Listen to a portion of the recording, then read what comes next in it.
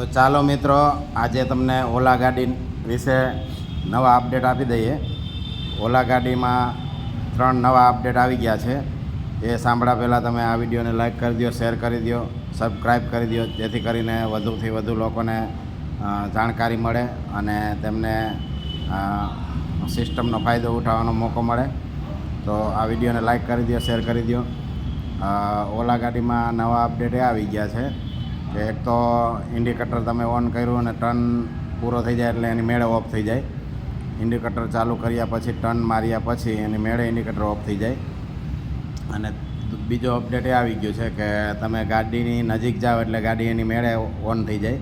મતલબમાં તમારા જે ઓલા ગાડી લીધી હોય ત્યારે એના રજિસ્ટ્રેશન મોબાઈલ નંબરનો જે મોબાઈલ તમારી પાસે ખીચામાં હોય એટલે તમે ગાડીની નજીક પહોંચો એટલે એની મેળે ગાડી ઓન થઈ જાય.